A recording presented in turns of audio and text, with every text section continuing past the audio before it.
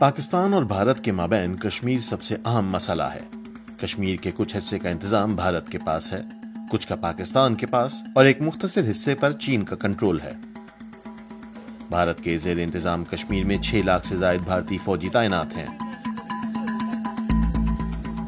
سن 1980 کی دہائی کے اواخر میں کشمیر میں مسلح علیحدگی پسند تحریک شروع ہوئی۔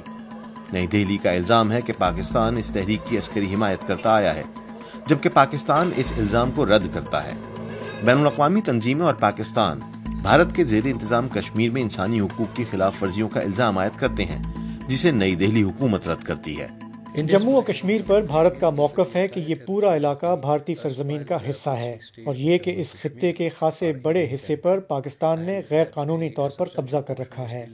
پاکستان اقوام متحدہ کی سن 1948 کی اس قرارداد پر عمل درآمد میں ناکام رہا ہے، جس کے تحت استصواب رائے کے لیے پاکستان نے اس علاقے سے اپنی تمام افواج کو ہٹانا تھا۔ پاکستان کا موقف سمجھنا ضروری ہے۔ بھارت کو یہ سمجھنا چاہیے کہ اس وقت اس مسئلے کا حل تلاش کیا جانا کتنا ضروری ہے۔ میں یہ بھی کہنا چاہوں گا کہ مسئلہ کشمیر وہاں کے عوام کی خواہشات اور اس مسئلے پر اقوام متحدہ کی سیکیورٹی کونسل کی قراردادوں کے مطابق حل ہونا چاہیے۔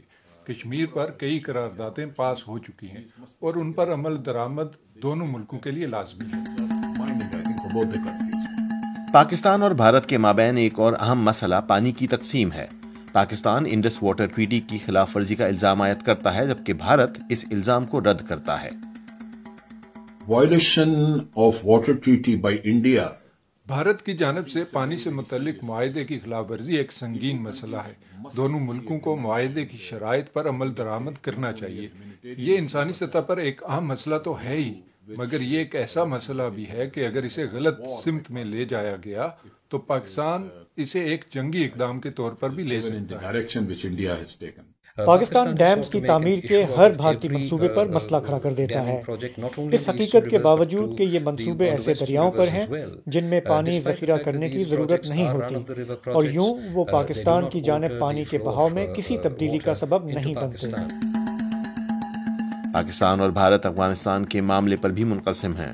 اسلام آباد کا الزام ہے کہ بھارت افغان سرزمین بروئے کار لاتے ہوئے پاکستان مخالف سرگرمیاں جاری رکھے ہوئے ہے، جبکہ بھارت کا موقف ہے کہ افغانستان کے ساتھ اس کے مضبوط ثقافتی، نظریاتی اور تجارتی روابط ہیں۔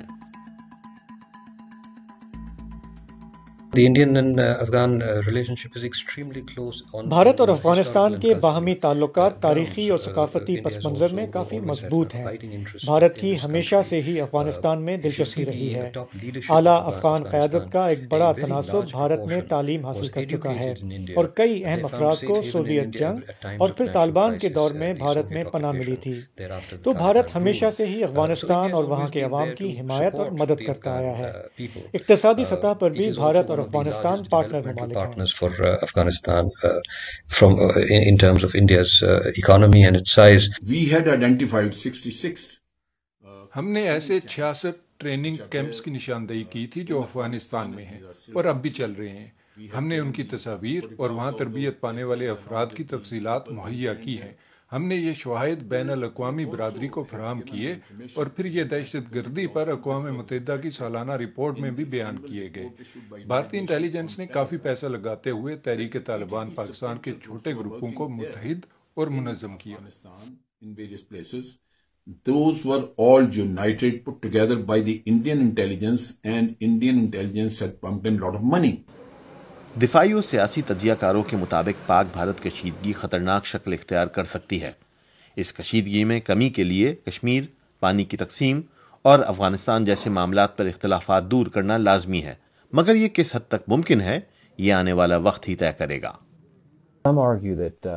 چند لوگوں کی رائے ہے کہ چونکہ اب پاکستان اور بھارت دونوں کے پاس جوہری ہتھیار ہیں، یہ دونوں ملک بڑی جنگ نہیں لڑ سکتے۔ یہ غلط تاثر ہے۔ ہم نے حالیہ برسوں میں دیکھا ہے کہ بھارت اور پاکستان ایک دوسرے کے خلاف طاقت کے استعمال سے گریز نہیں کرتے، جوہری ہتھیاروں کے ہوتے ہوئے بھی۔ یہ اس طرف اشارہ کرتا ہے کہ جوہری جنگ کے خطرے کے باوجود دونوں ممالک عسکری تصادم کے لیے تیار ہیں۔ یہ ایک پریشان کن حقیقت ہے۔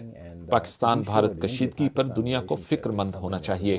یہ تنازع ایک انتہائی اہم معاملہ ہے جس کے عالمی اور علاقائی امن و استحکام پر گہرے اثرات مرتب ہوتے ہیں۔